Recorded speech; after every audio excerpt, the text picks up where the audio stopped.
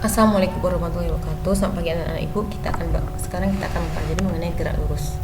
Oke, gerak lurus adalah perubahan posisi suatu objek yang diamati dari satu titik acuan. Titik acuan itu ada titik awal objek tersebut ataupun titik tempat pengamat berada. Sebagai contoh, ketika misalnya ini sinopal berada dalam kereta api, kemudian ini ada data. Menurut data, sinopal itu bergerak dengan kecepatan 5 km per jam karena sama-sama berada di dalam gerbong. Sedangkan kalau di pinggir kereta api atau di luar gerbong kereta api, misalnya di sini ada ideal, maka menurut si ideal kecepatan dari nopal itu adalah 5 km per jam ditambah dengan kecepatan kereta api 80 km per jam sehingga menjadi 85 km per jam. Oke, jadi ada perbedaan antara perpindahan dengan jarak. Jarak itu adalah panjang seluruh lintasan yang ditempuh suatu objek yang bergerak dan hanya memiliki nilai. Sedangkan perpindahan itu panjang lintasan lurus yang diukur dari posisi awal dan posisi akhir dari objek tersebut. Sehingga perpindahan ini memiliki nilai dan arah atau yang dikenal dengan besaran vektor. Sedangkan jarak itu ada besaran skala. Contoh, misalnya kamu bergerak lurus sejauh 70 meter ke timur seperti pada gambar. Kemudian lalu berbalik ke barat 30 meter, maka total jarak tempuhnya adalah sebesar 100, yaitu 70 ditambah 30. Tetapi kalau perpindahannya yang kamu lakukan itu adalah 70 dikurang 30 sama dengan 40 meter. Oke, kemudian gerak lurus itu terbagi dua, gerak lurus beraturan dan gerak lurus berubah beraturan. Seperti pada peta konsep ini dapat kita lihat bahwasanya gerak lurus itu terbagi dua, GLB dan GLBB. GLBB itu ciri-cirinya adalah percepatannya tetap, sedangkan GLB itu kecepatannya tetap, di mana persamaannya V sama S per T, yaitu S sama S0 ditambah VT.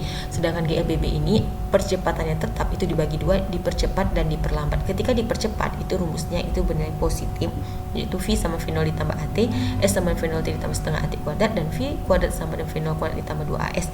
Contoh pada GLBB di mana gerak dipercepat itu ada jatuh bebas dan gerak vertikal ke bawah.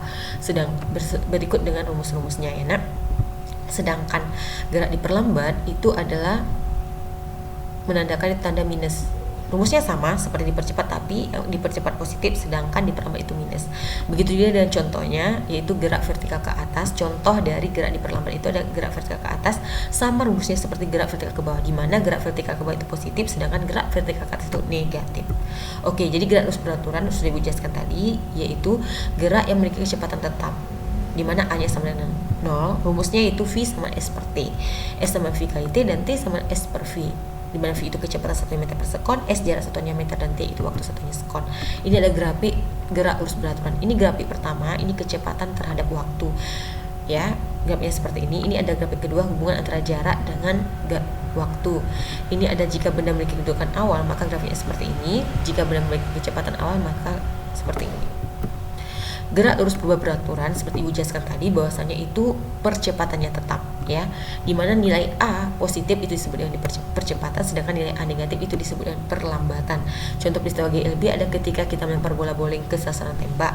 Contoh dari GLBB itu adalah saat pengiriman mobil untuk membuat mobil berhenti.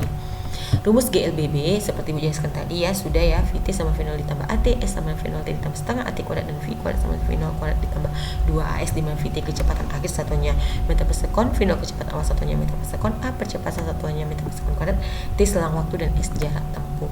Ini adalah grafik GLBB. Ini GLBB dipercepat bentuknya seperti ini, jarak terhadap waktu, ini kecepatan terhadap waktu.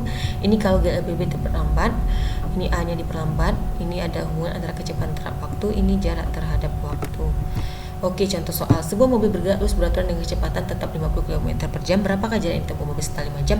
Maka diketahui V sama 50 km per jam, T sama 5 jam. Kita jawab S sama V kali T, di mana S sama 50 km per jam dikali 5 jam, maka 250 km per jam jarak tempuhnya. Yang kedua, sebuah mobil bergerak lurus dipercepat beraturan dengan kecepatan awal 35 meter per sekon. Setelah 15 sekon, kecepatannya menjadi 50 meter per sekon. Hitungan percepatannya, di mana T0 sama dengan 0.